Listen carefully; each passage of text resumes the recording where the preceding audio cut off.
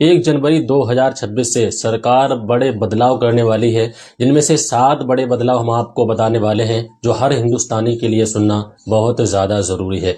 Number 1, KYC, bank KYC. आपको पता है कि हमने अकाउंट तो बैंक में खुलवा लिए, लेकिन अभी हम जब जाते हैं तो पैसे निकाल लाते हैं एटीएम से या फिर बैंक के द्वारा फॉर्म भरने के बाद। अब क्या होगा कि हर 12 महीने के बाद, यानी कि हर साल के बाद बैंक केवाईसी की जाएगी, जिससे कि पता चल सके जो आपका अकाउंट है आप ही हैंड ओवर उसको कर रहे हैं, आप ही इस्तेमाल कर रहे हैं, कहीं कोई और तो इस्तेमाल नहीं कर रहा। नंबर 2, आपको पता है कि अभी तक हम जो फोन पे में या पेटीएम में या गूगल पे में जो पैसे ट्रांसफर करते थे तो उसकी लिमिट 1 लाख हुआ करती थी। अब सरकार उसमें बदलाव करने जा रही है।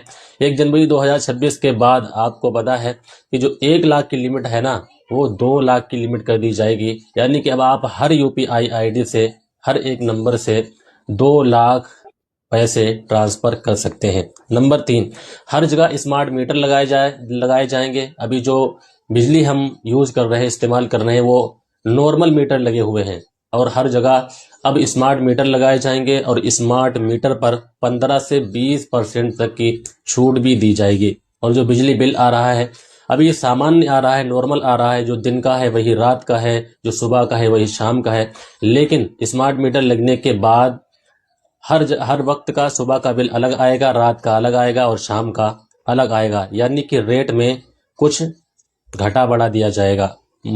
शाम का बिल जो आएगा वो कुछ महंगा होगा, सुबह का जो आएगा वो कुछ % तक सस्ता होगा। नंबर 4, ये नंबर 4 वाली जो अपडेट है ये 2025 के लिए है। 2025 की जो लास्ट तारीख है वो 31 दिसंबर है।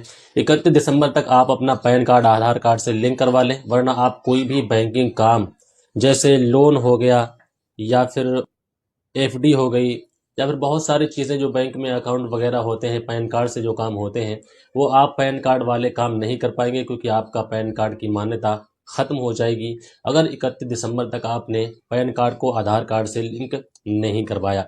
नंबर 5, जो लोग एलपीजी सिलेंडर इस्तेमाल कर रहे हैं ना, तो एलपीजी सिलेंडर जितने जितने लोग इस्तेमाल कर रहे हैं, जिनमें सब्सिडी आ रही है, उनके जो अकाउंट है, जिस अकाउंट में सब्सिडी आ रही है, उन्हें बैंक में जाकर उस अकाउंट की केवाईसी करवानी होगी।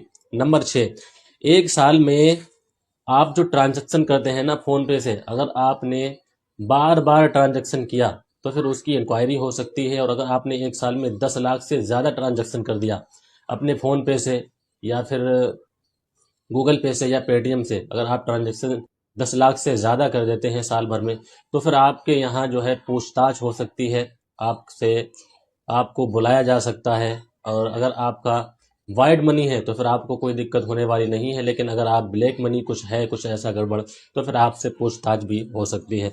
नंबर 7 क्या है कि आपको पता है कि जो सरकारी योजना होती हैं, सरकारी सुविधाएं, वो अलग अलग प्लेटफॉर्म पर लोग इस्तेमाल करते हैं, अलग अलग प्लेटफॉर्म यूज करते हैं। अब सरकार इस पर वर्क कर रही है, एक ऐसा प्लेटफॉर्म बनाया जाएगा जिस पे आप हर सरकारी सुविधा का लाभ ले पाएंगे।